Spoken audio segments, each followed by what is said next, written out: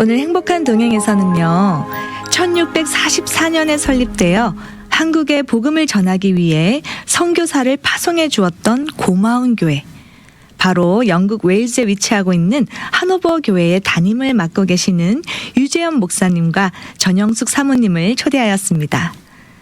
토마스 선교사님에 의해 전해진 복음으로 평양에 널다리골 교회가 세워졌고, 훗날 1907년 그 유명한 평양 대부흥 운동의 중심이 되었던 장대현 교회로 이어지게 되었습니다.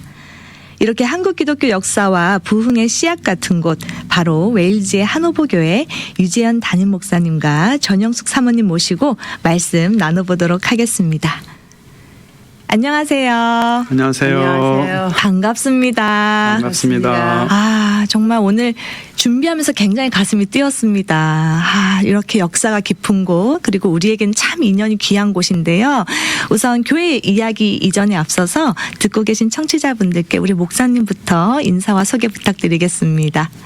네, 반갑습니다. 하노버교회에서 사역하고 있는 유재현 목사입니다. 이렇게 미주 복음방송을 통해서 청취자분들과 만나게 되어서 너무 반갑고 그리고 기쁘고 또 행복합니다. 감사합니다. 네, 감사합니다. 또 사모님요. 네, 안녕하세요. 영국 웨일즈 하노버교회 담임 목사를 맡고 있는 유재현 선교사님의 아내 전영숙입니다. 만나 뵙게 되어서 반갑습니다. 네, 반갑습니다. 네. 영국 웨일즈에 계신데 지금 미국에 계십니다. 미국에는 네. 어떤 일로 오셨어요? 이제 저는 미국에 처음 왔습니다. 네네. 웨일즈에서 이제 10년 만에 기도하던 또 기도의 제목이 이렇게 응답이 된 것 같습니다. 시애틀 굿 셰퍼드 미션 좋은 선한 목자 선교회에서 하는 그 선교 세미나에 참석을 이제 하기 위해서 왔고요. 그리고 이제 온 김에 이렇게 남가 주지역에 있는 우리 또 청취자분들 크리스천들을 통해서 웨일즈도 소개하고 또 하나보 교회와 토마스 선생님을 좀 소개하고 싶은 마음이 있어서 이렇게 오게 되었습니다. 또 세미나차 미국을 처음으로 방문하셨다, 네. 이렇게 말씀을 해주셨습니다. 환영합니다, 목사님. 감사합니다. 네, 시차 적응 다 되셨어요? 네, 네. 건강합니다. 다행입니다. 네. 영국의 웨일스가 어떤 곳인지 또 궁금해하실 것 같고, 또 현재 담임하고 계시는 하노버 교회는 우리 한국과는 뗄래야 뗄 수가 없는 사이잖아요.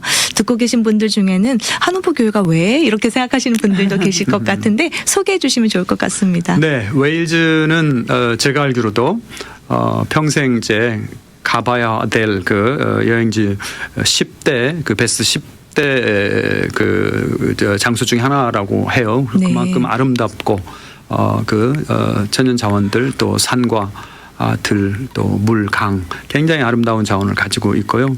우리 하노버 교회는 이제 웨일즈에 위치하고 있는데요. 우리가 잘 아시는 토마스 선교사님을 파송한 교회이죠. 네. 토마스 선교사님의 아버지가 저희 교회 목사님이셨고, 거기에서 이제 오셔서 잘하시고 성장하시고 또 이렇게 선교사로 나가시기까지 한 그런 귀한 분들을 배출한 곳이기 때문에 우리 한국교회와는 뗄래야 뗄 수 없는 그런 깊은 인연을 가지고 있습니다. 네, 지금 하노버 교회를 잠깐 소개를 해주셨는데 유튜브로 지금 시청하고 계시는 분들은 사진을 보실 수가 있습니다. 지금 담임하고 계시는 하노버 교회의 사진인 것 같습니다. 잠깐 설명을 좀 해주시면요. 네, 이 사진은 이제 본당 강단이 보이는 사진입니다. 네, 제가 생각할 때는 이 웨일스 교회가 하노버 교회가 굉장히 클 거라고 생각했는데, 네. 사진을 보면 그렇게 큰 교회는 아닌 것 같습니다. 아주 작은 교회죠. 그렇죠. 아주 시골에 위치한 정말 작고 소박하고 평범한 이렇게 교회입니다. 네. 네. 사진을 보면서요, 이런 생각이 들었습니다. 정말 교회 사이즈는 문제가 되지 않는구나. 이 엄청난 일을 했잖아요. 한국에 복음을 전해줬잖아요. 맞습니다. 그런데 그렇게 대형 교회가 아니었는데 굉장히 파워풀한 일을 했다. 교회 사이즈는 문제가 아니다. 이런 생각이 들었습니다. 지금 사진 또 보이는데요. 이분들은 누군가요? 네, 이분이 바로 이제 우리가 사랑하고 존경하는 토마스 선교사님입니다. 네. 27세에 이제 순교하신 분이고요. 그 옆에 계신 분이 너무나 미인이신 캐롤라인 고드프리 토마스 선교사님의 아내시죠. 아. 아내신데 2살이 연상이셨어요. 네. 근데 이제 중국에 가셔서 유산으로 먼저 하늘나라에 가셨습니다. 아. 네. 그럼에도 불구하고 아내를 잃은 뒤에 네. 선교 활동을 계속 하셨습니다. 그렇죠. 네네. 그 깊은 고통과 절망을 극복하고 조선이라고 하는 나라에 이제 가시게 된 귀한 우리 토마스 선교사님을 사진으로 뵙게 되니까 더 감개가 무량합니다. 네. 저도 그렇습니다. 네. 이 하노버 교회가 아까 말씀드렸지만 1644년에 이 하노버 교회가 설립이 되었어요. 정말 오래된 전통이잖아요, 역사와. 네. 그런데 이 교회가 설립된 지 370년 만에 첫 외국인 담임 목사님 또 부임하셨고, 그리고 아까 사진에서 보셨던 토마스 선교사님이 순교한 지는 148년 만에 이 첫 외국인 담임 목사가 부임했다, 이렇게 되어 있습니다. 네네. 그게 바로 우리 유재원 목사님이신 거잖아요. 그렇습니다.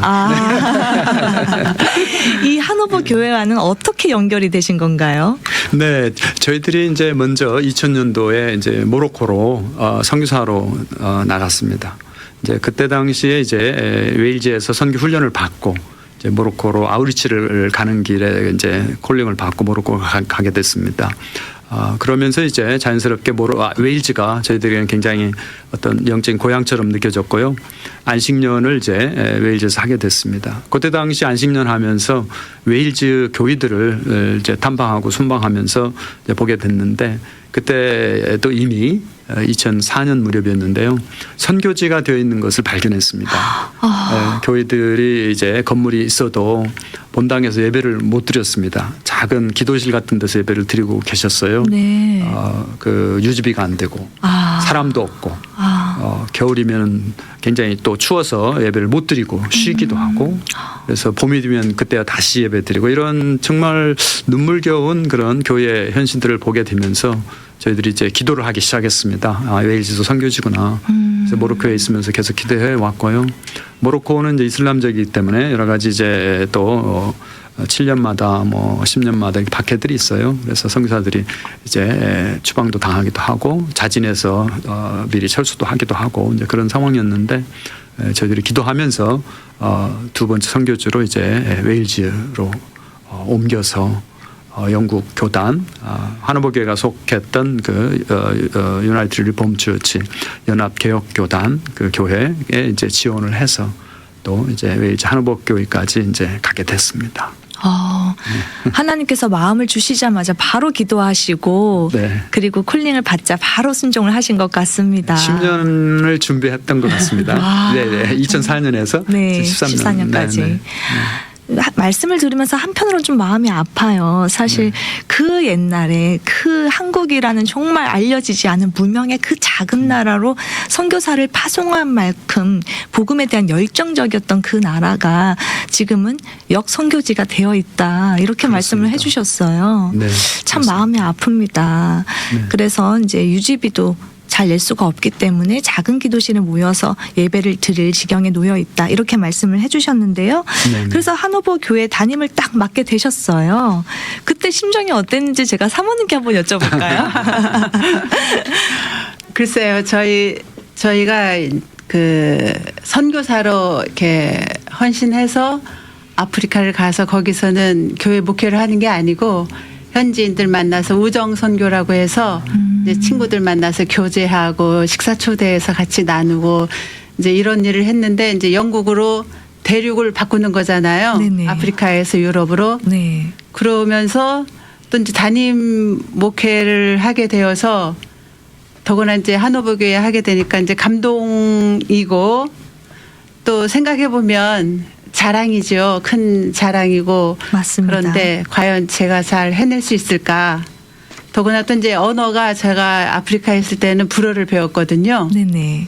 이제 거긴 아랍어하고 불어를 같이 쓰니까. 근데 영국은 또 이제 영어로 해야 되는데 이제 그런 부담감이 컸죠. 이제 다른 것보다도 내가 과연 이제 언어가 이렇게 충분하지 않은데 잘 해낼 수 있을까, 그런 걱정도 있고, 그렇지만 잘 해야겠다는 그런 이제 기도를 많이 했죠.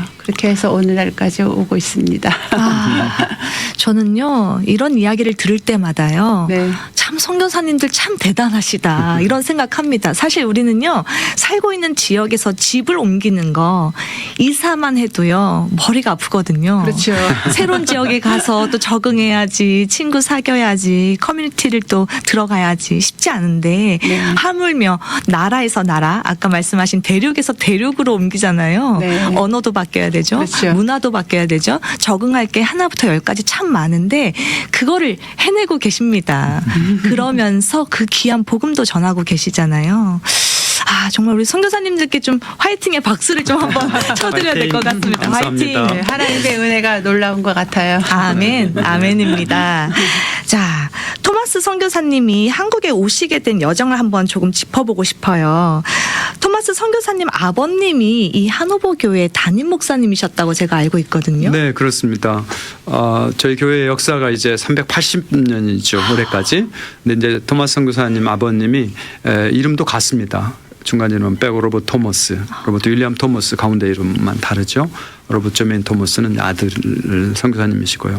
이 토마스 선교사님 아버님께서 9대 목사님으로 하노버 교회에 오시게 돼요. 네네. 1847년부터 1884년까지 이제 37년간 목회를 하시게 됩니다.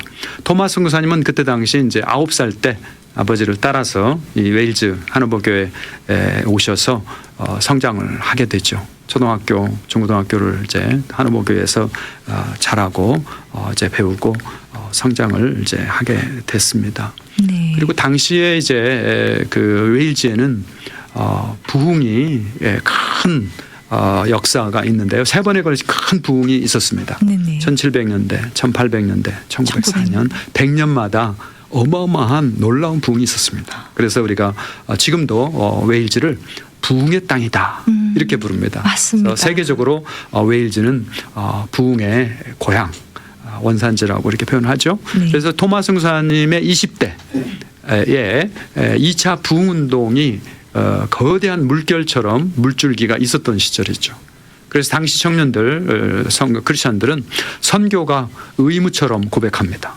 우리 토마스 선교사님도 나에게 그때 당시 중국 선교를 이제 먼저 하게 되죠. 그래서 나에게 중국 선교는 의무다 이렇게 진술하고 고백하죠. 그 자신의 고백을. 그래서 처음에 이제 중국으로 가셨다가 이제 후에 조선에 대한 이야기를 들으시고 이제 조선에 성경을 들고 가시게 된 거죠. 와, 정말 그 당시에 한국이 거의 무명이잖아요. 뭐 그렇습니다. 아무도 모르는 나라지 않았을까. 굉장히 작고 멀리 떨어져 있는 나라인데 토마스 선교사님이 아까 한국의 얘기를 듣고 가게 되었다. 어떤 과정으로 파송이 되셨을까 궁금합니다. 네, 처음에 이제 그 런던에서 결혼하고 신학교 졸업하고 1863년 24살에 이제 하노버 교회에 오셔서 1863년 6월 4일 날 목사 안수를 받으시고 선교사를 파송 받으시면서 바로 7월에 런던에서 배를 타고 상해로 11월 말 12월 초쯤 도착을 합니다. 그래서 상해에서 이제 그 지부장 밑에서 같이 생활하시면서 중국어를 열심히 배우시면서 있었는데 출장 중에 집을 이제 거처를 옮기기 위해서 출장 중에 사모님이 이제 다음에 1864년 3월 24일 날 유산으로 이제 돌아가시게 됩니다. 그래서 그 충격이 너무 크고 이제 심해서 너무 견디기 어렵죠. 신혼처럼 가신 건데 사랑하는 아내를 잃어서 이분이 잠시 선교를 멈추게 돼요. 네. 선교를 떠나면서 산둥반도 제프에 있는 세관에 중국 세관에서 통역관으로 일을 하게 되죠. 네. 이제 거기에서 친구 일년순 선교사님도 계시고 하면서 그게 이제 조선과의 어떤 거래, 무역 거래가 드나드는 통로였기 때문에 거기에서 조선 사람들 만나게 됩니다. 몇 사람들 이제 캐톨릭 신자였다고도 하고요. 네. 그분들에게서 당시 조선의 상황이 성경도 없고 핍박이 심하고 개신교회는 없고 이런 말씀을 듣게 되면서 다시 토마스 선교사님의 가슴에 선교의 불이 이렇게 켜지게 되면서 선교부에 다시 신청하고 선교를 다시 시작해서 1865년 1차로 그 한반도 그 서해 인근의 섬에서 정탐을 2달간 하시게 되죠. 그리고 본격적으로 이제 1865년에 이제 제너럴 셔먼을 타고 들어가게 되는 것이죠. 선교사 되겠다 하면 하나님께서 복에 복을 부어주셔도 모자라지 네, 맞습니다. 않나. 우리는 그런 인간적인 생각을 하거든요. 그런데 아내를 잃은 그 비통한 심정 가운데서도 결국은 다시 붙여진 그 선교의 불꽃을 가지고 맞습니다. 한국을 들어왔다. 하나님께서 정말 깨어진 심령을 사용하시네요. 맞습니다. 아, 환란을 극복하고 이제 어떤 선교의 열매를 맺을 수 있도록 하나님이 역사하셨다고 믿습니다. 아멘. 조선을 살리기 위한 하나님이 역사였다. 그렇게까지 사랑한 한국이다. 또 이런 생각도 하게 된 것 맞습니다. 같습니다. 네. 그렇게 1866년에 제너럴 셔먼호를 타고 대동강까지 들어오셔서 4명에게 성경책을 전해주셨어요. 그렇지만 또 바로 순교를 당하셨습니다. 현재는 우리가 선교사 파송을 많이 하는 나라 이렇게 한국으로 알려져 있지만 그 당시에는 정말 복음이 전혀 전해지지 않은 무의 땅이었습니다. 그렇게 해서 이제 우리 선교사님이 들어오시고 바로 순교의 피가 뿌려졌는데요. 이 열매가 결국은 평양 대부흥 운동까지 연결된 것으로 알고 있습니다. 네, 맞습니다. 이제 그 토마스 선교사님의 이제 그때 당시 주 사역으로 성경책을 들고 이제 가셨기 때문에 비록 중국어로 된 성경이었지만 그 성경을 받은 분들이 이제 계셨습니다. 소수이지만 홍신길 또는 최치량 뭐 이런 분들이 받게 되고 그리고 중요했던 것은 토마스 선교사님을 마지막 그 제너럴 셔먼호 선원들 다 죽고 불타 죽고 마지막 해변에서 붙잡혀서 참수를 당하게 되죠. 네. 그때 참수를 당하기 직전 박충권이라는 분이 이제 참수를 하는데 참수를 당하기 직전 예수라고 외치면서 그 성경책을 전해줍니다. 그리고 그래서 그 성경책이 이제 박충권의 상사인 박영식에게 전해지고 그 성경이 나중에 그 이제 여인숙의 벽지로 발라지고. 그리고 이제 그 후에 공식적으로 이제 선교의 문이 열리고 18년 뒤쯤에 선교사들이 들어와서 있을 때 이제 이런 분들이 성경을 받았던 분들 또는 박충권 이분들이 이제 커밍아웃을 하죠. 내가 당시 그분을 죽인 사람이다. 내가 그 당시 성경을 받았다 이렇게 하면서 널다리꼴이 시작됩니다. 이분들이 이제 예수를 믿게 되고 널다리꼴을 같이 시작해서 신자가 되고 나중에는 이제 장대현 교회로 1907년 부흥운동의 본산이 된 장대현 교회로 연결이 되는 것이죠. 그래서 토마스 선교사님이 뿌렸던 그 복음의 씨앗, 순교의 씨앗이 결코 헛되지 않고 세월이 흘렀지만은 18년 뒤에 다시 한국 교회, 개신교회가 시작되는 그런 씨앗이 되었다라고 이렇게 우리가 말할 수가 있는 것이죠. 정말 말씀을 들으면 정말 더 가슴이 뛰는 것 같습니다. 그때 성경책을 받은 그 4명이 모두 크리스찬이 된 걸로 알고 있고요. 그렇습니다. 네. 또 그로 인해서 시작된 복음이 계속해서 퍼져나가서 결국은 평양 대부흥까지 연결됐다. 네. 정말 역사가 뜻깊고요. 또 한호보교에서 파송한 선교사가 순교한 나라에서 파송한 선교사님이 이제는 그 한호보교회로 가셔서 담임을 하고 계시잖아요. 네. 정말 역사적입니다. 감동적이고요. 어떻게 생각하세요? 네, 굉장히 놀랍죠. 우리 교회의 벽면에 토마스 선교사님 순교 기념패가 있습니다. 네. 이제 문구 중에 이제 27세에 순교했고 성경 말씀이 이제 기록된 구절이 욥기 17장 11절 말씀이 있어요. 욥기 아시는 것처럼 욥의 절망을 이제 담고 있지 않습니까? 대부분 내 인생이 다 끝났다. 내 과거도 지나가고 내 인생의 목적도 끝났다라고 하는 그 구절을 써놨습니다. 당시에 토마스 선교사님을 잃어버린 그 가족들 교회에서는 너무 충격이었죠. 그 슬픔을 감당할 수 없었을 것입니다. 맞습니다. 그래서 그 구절이 들어있어요. 정직하죠. 그러나 오늘날 이렇게 한국 성도들이 한호보교를 찾아오고 한국 선교사가 한호보교를 목회할 거라고는 이분들은 상상하지 못했을 것이죠. 이런 거를 이렇게 우리가 돌아보면은 하나님의 역사가 너무 신비롭고 감사하다. 이게 이제 소위 말해서 이제 역선교, 리버스 미션이 이제 시작되고 있다라고 생각을 합니다. 네. 복음을 주었던 나라가 이제는 복음을 받아야 되는 나라로 이렇게 변해버린 선교지로 변해가고 있는 모습의 어떤 상징이 아닌가라고 라고 이제 생각을 해보게 됩니다. 네. 또 한편으로는 도움을 받기만 했던, 그저 복음을 받기만 했던 한국이 조금이나마 힘을 보탤 수가 있겠구나. 또 그걸 생각하면 참 감사한 마음도 드는 것 같고요. 맞습니다. 이렇게 감동적인 교회, 한우보 교회에서 지금 담임 목회 하고 계신데 사모님 어떠세요? 해보시니까.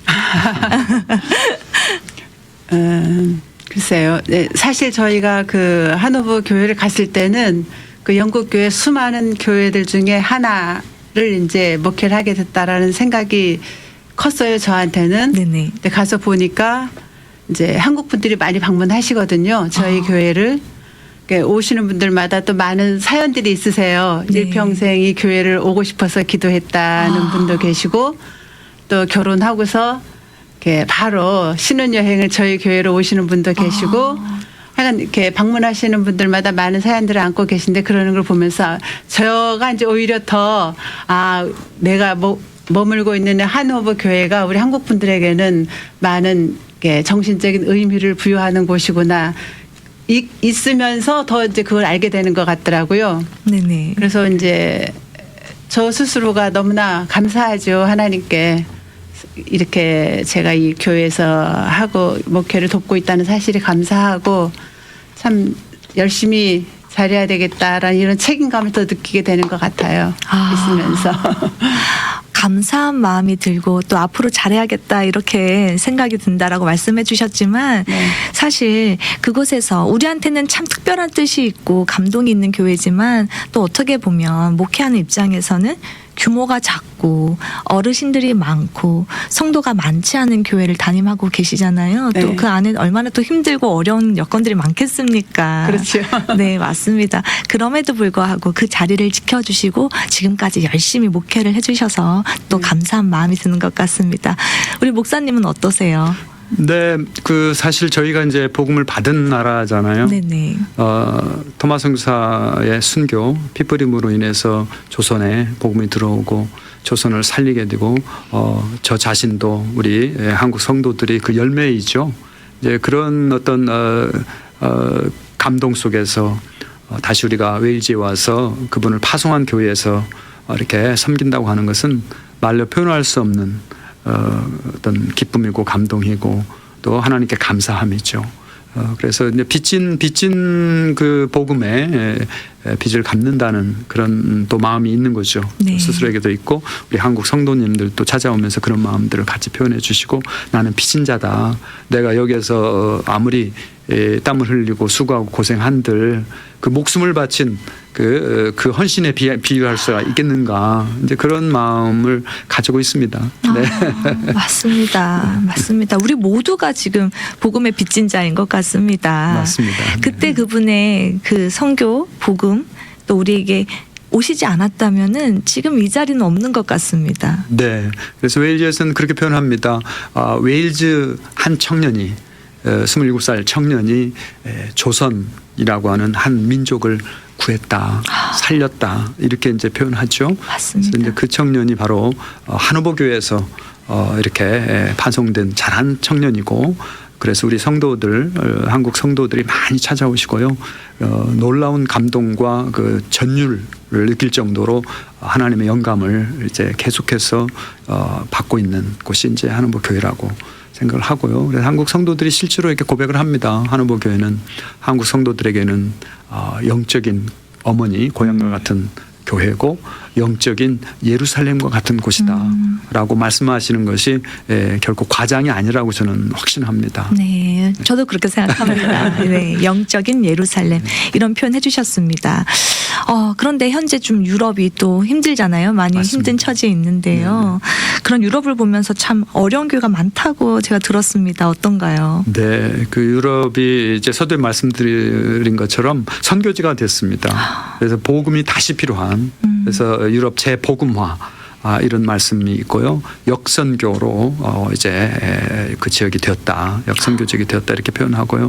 많은 교회당들, 그 아름다운 성전들이 사람이 이제 없고 때로는 이제 관광객만 있어서 예배드리고 이렇게 또 팔리기도 하고. 박물관처럼. 그렇죠. 네. 또 그리고 팔려서 술집이나 또 여러 가지 카페가 되기도 하고 이런 모습들이 계속해서 진행이 되고 있습니다. 지금도. 네네. 그래서 우리가 이 지금 미주 지역에 많은 또 한인 교회들이 이렇게 좀 관심을 갖고 우리 유럽이 선교지다. 웨일즈가 선교지가 되었다.